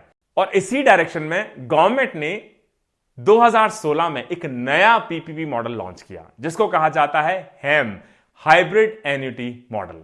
अगर शुरू से लेके अभी तक हैम की जर्नी को एक एक करके हम डिस्कस करें, तो सबसे पहले जो पीपीपी मॉडल लॉन्च किया गया, इंप्लीमेंट किया गया, इसको कहा जाता है बॉट और टॉल। इसका मतलब है बीओटी एंड टॉल। इसका मतलब बीओटी, बी का मतलब बिल्ड, ओ का मतलब ऑपरेट, टी का मतलब ट्रांसफर, एंड टॉल का मतलब जो भी उस पर टॉल कलेक्शन करेगा। यह सबसे पुराने पीपीपी मॉडल में से माना जाता है। और इस मॉडल के तहत जो प्रोजेक्ट कॉस्ट है, मान लीजिए आपको 1000 करोड़ में मान लीजिए कोई हाईवे बनाना है, एक्सप्रेसवे बनाना है, तो उस 1000 करोड़ का कुछ हिस्सा गवर्नमेंट पे करेगी, कुछ जो प्राइवेट बिडर है वो पे करेगा। प्राइवेट बिडर उसका कुछ प्रोजेक्ट कॉस्ट तो शेयर करेगा ही करेगा, लेकिन प्राइवेट प्लेयर उसको बनाएगा, उसको मेंटेन करेगा, उसको ऑपरेट करेगा, और जो टोल कलेक्शन है वो भी प्राइवेट प्लेयर ही करेगा। कितने उसमें से व्हीकल जाते हैं, क्या ट्रैफिक रहता है, उसके बेसिस पे। और बिड उसको दी जाती थी जो प्राइवेट कंपनी ये कहती थी कि मैं सबसे ज्यादा टोल इकट्ठा करके आपको दूंगा। इसका मतलब इसमें जो प्राइवेट कंपनी थी, प्राइवेट पार्टी थी, सारी रिस्क उसकी हो जाती थी कि वही लैंड एक्वायर करेगा, वही कंस्ट्रक्शन करेगा, कोई डैमेज हो जाएगा उसको ठीक करेगा, महंगाई हो जाती है, इन्फ्लेशन, तो वही उसको भुगतेगा, कॉस्ट बढ़ जाती है वही प्राइवेट प्लेयर भुगतेगा, डिले हो जाते हैं, कमर्शियल इश्यूज हो जाते हैं, सब कुछ प्राइवेट प्लेयर ही वहन करेगा। और गवर्नमेंट क्या करेगी, सिर्फ जो रेगुलेटरी क्लियरेंसेस हैं उसमें थोड़ी बहुत मदद करेगी। मतलब इसमें ज्यादातर जो रिस्क थी उसको हमने ट्रांसफर कर दिया प्राइवेट प्लेयर की तरफ। और टाइम के साथ ये जो मॉडल है कि लैंड एक्विजिशन में बहुत टाइम लगता है, लिटिगेशंस हो जाते हैं, कॉस्ट ओवररन्स हो जाती हैं, क्लियरेंसेस नहीं मिलते हैं, ट्रैफिक मूवमेंट शायद उस लेवल का ना आ पाए जो हमने एक्सपेक्ट किया था, प्रोजेक्ट्स इकोनॉमिकली अनवायबल हो जाते हैं। इस वजह से प्राइवेट प्लेयर्स ने पार्टिसिपेट करना धीरे धीरे इस बीओटी टॉल मॉडल में कम कर दिया। गवर्नमेंट ने कहा अगर प्राइवेट प्लेयर्स नहीं आएंगे, ये मॉडल काम नहीं कर पा रहा है, ज्यादातर रिस्क हमने प्राइवेट प्लेयर्स के ऊपर थोप दी हैं, तो हमें एक नया मॉडल डेवलप करना चाहिए। सेकेंड मॉडल आया बीओटी एन्युटी। इसका मतलब है कि जो हमारा इनिशियल बीओटी टॉल मॉडल था उसको बेहतर बनाया जाए।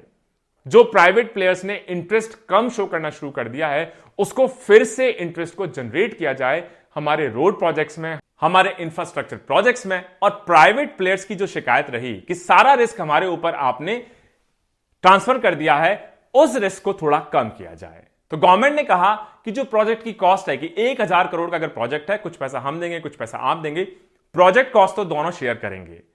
प्राइवेट प्लेयर बिल्ड करेगा, मेंटेन करेगा, ऑपरेट करेगा, लेकिन टोल इकट्ठा करने की जो रिस्पॉन्सिबिलिटी होगी वो प्राइवेट प्लेयर की नहीं होगी, वो गवर्नमेंट इकट्ठा करेगी टोल।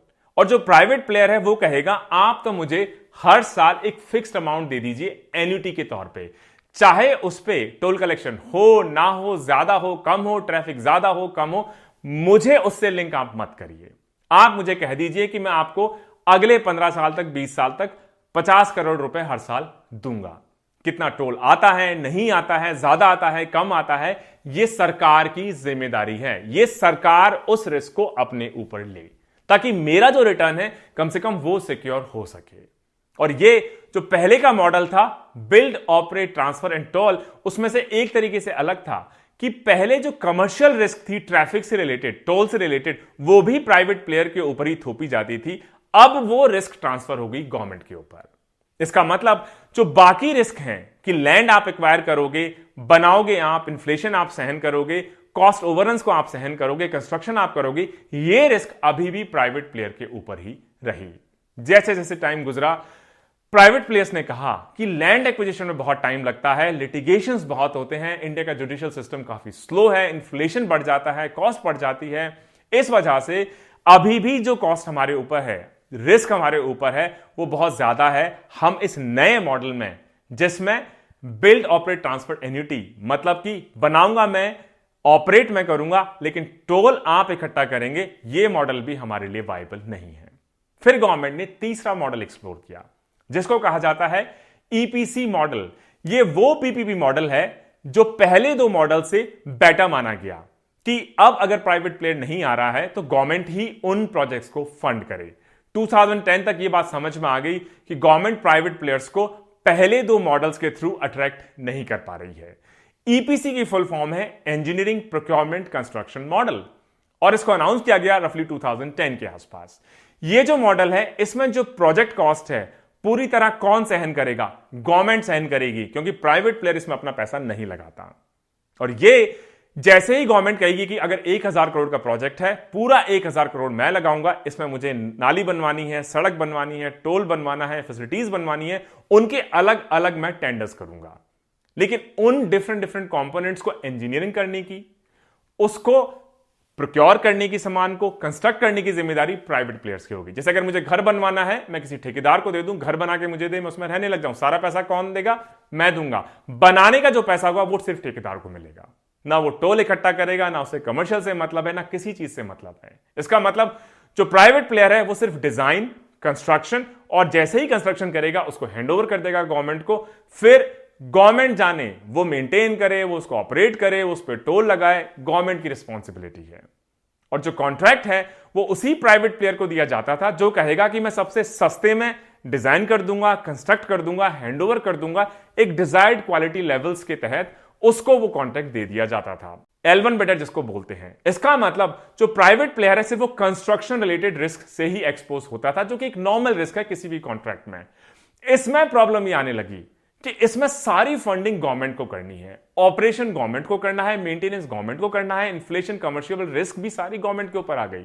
इसका मतलब फिर ये पीपी मॉडल रह ही कहां गया? अगर सारा ही पैसा मुझे लगाना है, प्राइवेट प्लेयर सिर्फ अपनी सर्विस के लिए उतना ही पैसा ले रहा है, अपना कोई पैसा नहीं लगा रहा है, तो ये किसी तरह का पीपीपी मॉडल नहीं कहा जा सकता ट्रू सेंस में। हमें तो प्राइवेट सेक्टर के पैसे की जरूरत है, क्योंकि इंफ्रास्ट्रक्चर सेक्टर में हमें बहुत ज्यादा फंड्स की आवश्यकता है। तो गवर्नमेंट ने कहा कि ये बीच का पहले दो मॉडल्स, मतलब BOT tall and BOT annuity से बेटर इंटरिम अरेंजमेंट हमने ढूंढने की कोशिश की ईपीसी मॉडल के तहत।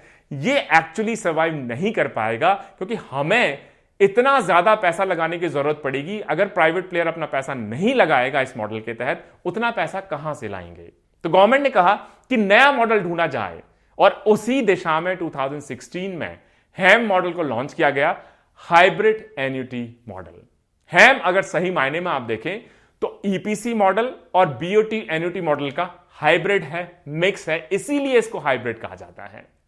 इस मॉडल में जो प्रोजेक्ट कॉस्ट है उसको गवर्नमेंट और प्राइवेट प्लेयर दोनों शेयर करेंगे, या सिर्फ प्राइवेट प्लेयर या सिर्फ गवर्नमेंट लगाएगी? दोनों शेयर करेंगे। गवर्नमेंट प्रोजेक्ट कॉस्ट का 40% लगाएगी, प्राइवेट प्लेयर प्रोजेक्ट कॉस्ट का 60% लगाएगी। अगर 1000 करोड़ का प्रोजेक्ट है, 400 करोड़ गवर्नमेंट लगाएगी, 600 करोड़ प्राइवेट प्लेयर लगाएगा। और जो प्राइवेट प्लेयर है वो इंजीनियर करेगा, उस प्रोजेक्ट को कंस्ट्रक्ट करेगा, हैंडओवर करेगा उसको गवर्नमेंट को, और गवर्नमेंट चाहे तो टोल कलेक्शन खुद के पास रख सकती है। जो मेंटेनेंस की जिम्मेदारी है वो प्राइवेट प्लेयर की ही रहेगी, जब तक उसका एन्युटी पीरियड खत्म नहीं हो जाता। मतलब उसको एक फिक्स्ड एन्युटी हर साल मिलती रहेगी, 15 साल के लिए, 20 साल के लिए, 30 साल के लिए। तब तक मेंटेनेंस प्राइवेट प्लेयर की रहेगी, ताकि वो अच्छी क्वालिटी का कंस्ट्रक्शन करे, ताकि उसको मेंटेन ना करना पड़े, अपने रेवेन्यू को वो बढ़ा सके। जो प्राइवेट प्लेयर है उसको एक फिक्स्ड इकोनॉमिक कॉम्पनसेशन मिलेगा एन्युटी के तौर पे हर साल, चाहे उस पर ट्रैफिक आए चाहे उस पर ट्रैफिक ना जाए। तो प्राइवेट प्लेयर का जो रिस्क है उसको आपने कम कर दिया। गवर्नमेंट ने कहा हम सिर्फ 40% प्रोजेक्ट में लगाएंगे, 60% आप लाओ, तो गवर्नमेंट को जो पैसा लगाना पड़ा वो कम हो गया, प्राइवेट प्लेयर भी अपना पैसा लगा के आ रहा है। और क्योंकि मेंटेनेंस की रिस्पॉन्सिबिलिटी प्राइवेट प्लेयर की है, तो ये एक्सपेक्टेड होगा कि वो इतनी अच्छी क्वालिटी का कंस्ट्रक्शन करे कि उस मेंटेनेंस पीरियड के दौरान उसको कम से कम ही मेंटेन करना ही पड़े।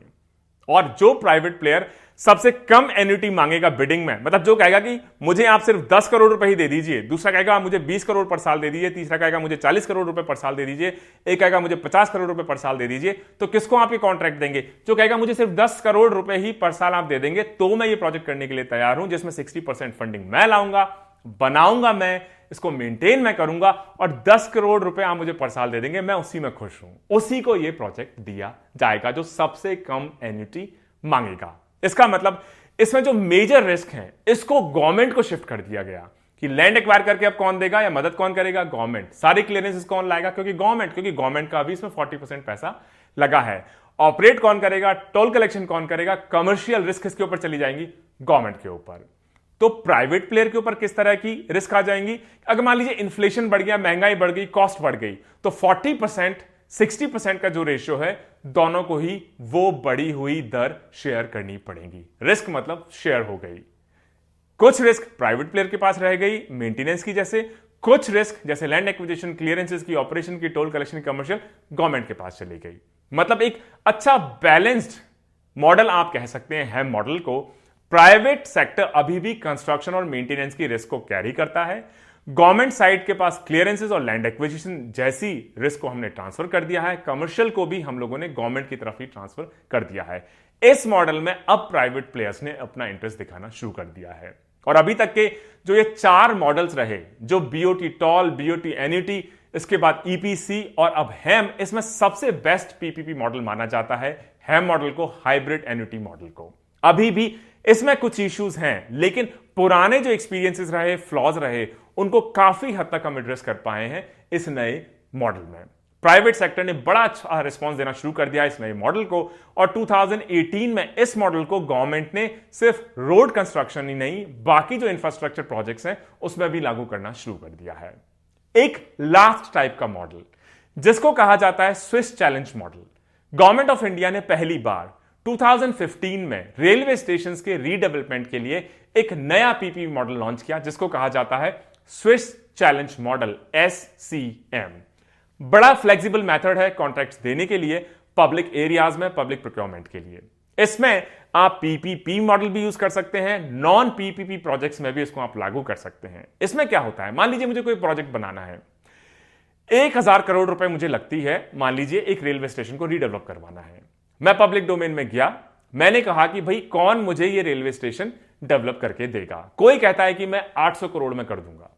मैं कहता हूं कि 800 करोड़ में ए पार्टी इसको रीडेवलप करने के लिए तैयार है। कोई अगर उससे सस्ते में करने के लिए तैयार है तो वो आगे आए। कोई कहता है कि मैं 700 करोड़ में इसको करके दे दूंगा। मैं कहूंगा अब मेरी लोवेस्ट बिडिंग 700 करोड़ हो गई, कोई और इंटरेस्टेड है तो वो आगे आए। कोई कहता है मैं इसको 400 करोड़ में कर दूंगा, तो मैं कहूंगा 400 करोड़ में करने के लिए तैयार है, कोई इसको भी बीट कर सकता है, वो भी आगे आए। मान लीजिए कोई और उसको कम कोट नहीं करता, तो मैं कहता हूं पहले वाले से कि या तो जो आपने 800 करोड़ शुरू में कोट किया था उसको आप 400 करोड़ में करके दीजिए, वरना तो जिसने 400 करोड़ मुझे कोट किया ये कॉन्ट्रैक्ट में उसी को दे दूंगा। ये हमने एक ऑनलाइन तरीके से इस काउंटर बिडिंग को इंप्लीमेंट करने की कोशिश की। इसको हमने कई स्टेट्स में लागू किया है, जैसे कि कर्नाटका में, आंध्र प्रदेश में, राजस्थान में, मध्य प्रदेश में, बिहार, पंजाब, गुजरात, अपने रोड्स और हाउसिंग प्रोजेक्ट्स में।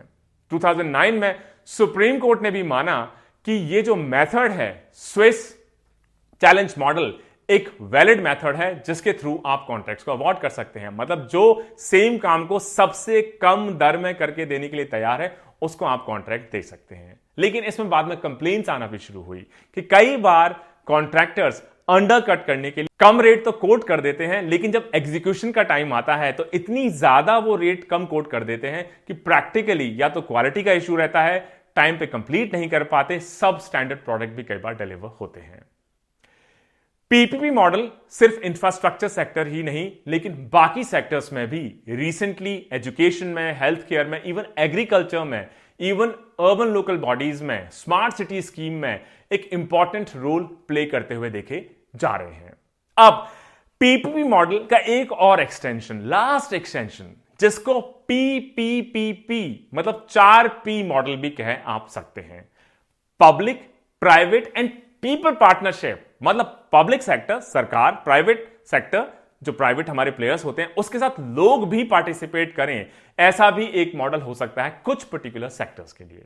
ये जो मॉडल है इसको 2001 से हम यूज कर रहे हैं, खासतौर से एग्रीकल्चर सेक्टर में, खासतौर से जो पार्टिसिपेटरी इरिगेशन डेवलपमेंट प्रोग्राम्स हैं, जैसे कि कमांड एरिया डेवलपमेंट प्रोग्राम 1974 का, जिसको 2004 में हमने नाम बदल के command area development and watershed management programme कर दिया, जिसमें जो इंडिविजुअल फाइनेंशियल कॉन्ट्रीब्यूशंस हैं वो किसान भी देते हैं कि किसान जो टोटल कॉस्ट है उसका 15% देंगी, कुछ सरकार देगी, कुछ प्राइवेट प्लेयर्स देंगे। तो जब लोग उस स्कीम का, उस मॉडल का, उस फंडिंग का पार्ट बन जाएंगे तो अपनी जिम्मेदारी को ज्यादा अच्छे से वो महसूस करेंगे।